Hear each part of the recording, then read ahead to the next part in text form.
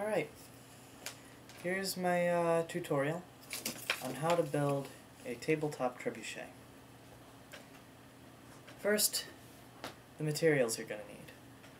You're going to need balsa wood.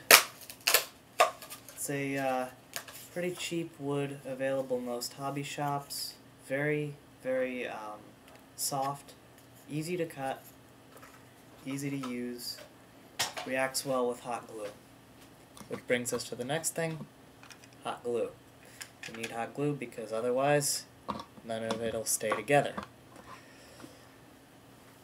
You're going to need nice flexible string.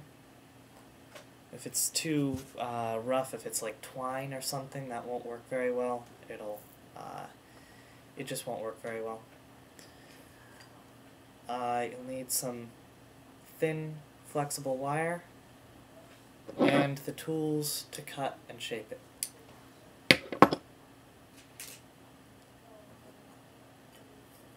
And finally, oh wait, two more things. You'll need toothpicks. They have to be round and preferably pointy so that you can poke holes with them in the thin balsa wood. And you need a piece of cloth. I'm cannibalizing a magician cloth from years ago for this particular project. Alright, so first you're going to build a base. This can be a single piece of balsa, or it can be shaped out of several. I've made this one out of several. The wings on this are for extra supports on the outside, and I highly recommend their use. I'm going to turn this over because this side is smoother.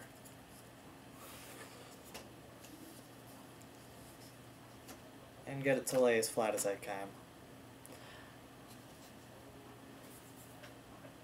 Okay, now I'm going to make two pieces of wood that are about yay high with holes at about the same height, very near the top. You can poke these holes with a toothpick, poke right in there, wiggle them around, make sure that they're at the same height. Once you've got that, you can put those on the base, around the middle, as you can see here, and glue them as upright as possible, about a toothpick's distance apart. Not the full toothpick, but most of the toothpick's distance apart.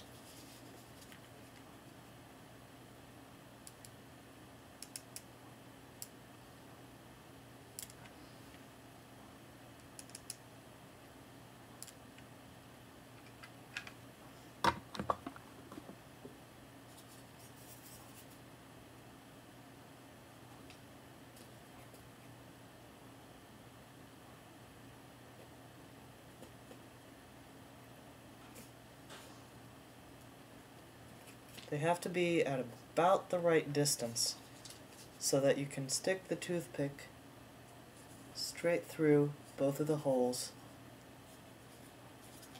and line it up so that it's perpendicular with the base and lies flat in the middle. This looks a little tilted, which is a bit of a problem. I might have to tinker with that a little.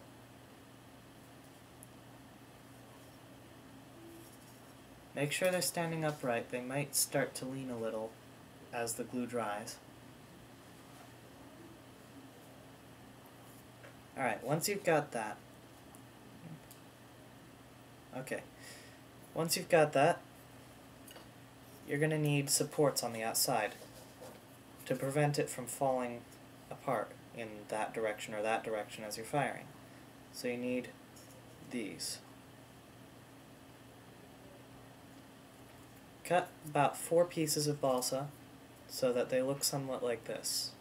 An angle down here, angle up here. Depending on how shallow or steep you want them, you can decide that yourself.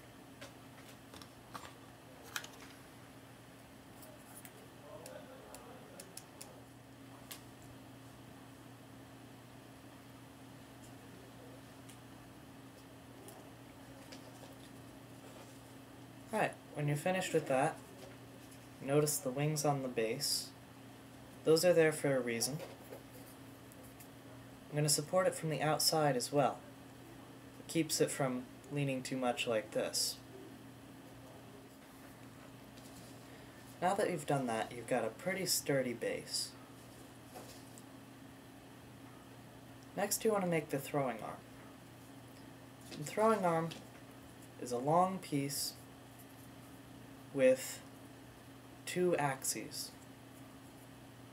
This part, which connects it to the supporting structure, and just a little below it, but not too little. It has to have a good amount of space. The part that'll connect it to the weight basket. You can put a few extra pieces on the outside here to strengthen this part and also to add a little extra weight. But you want this part to be as thin and light as possible, while still maintaining some strength. You might want to save the poking the holes I mentioned earlier for this part, to make sure that they are lined up.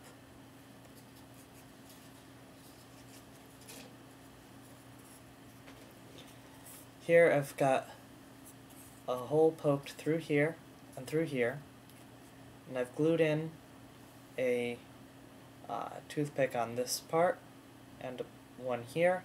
I've snipped off the ends of this one, and these holes on the outside here are made so that the toothpick rotates freely inside.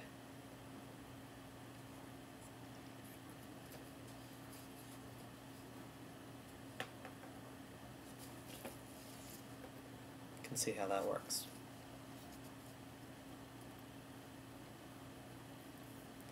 It's starting to look like a siege engine. Now the troublesome bit is that if you leave it like this, it'll slide from side to side. And that'll cause the weight basket to slam into the sides, and it won't fire well. So what you have to do is figure out the distance, the space that you've still got there. You get some extra pieces of balsa to glue onto the toothpick in that space.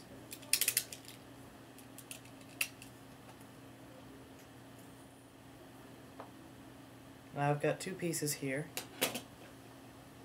to glue on to the sides of the toothpick to prevent it from sliding back and forth.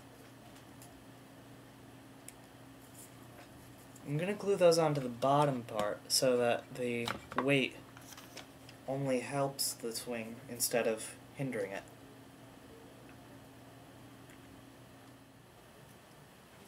Now I've got those on the bottom, it won't slide back and forth in its spot. It'll stay better centered, and there'll be no problems, hopefully. As you can see, it's pretty much rooted to its spot now.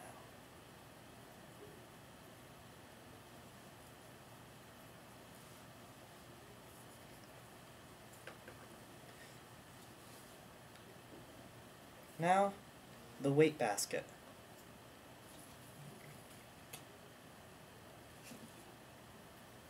I'm going to put this aside for a little bit.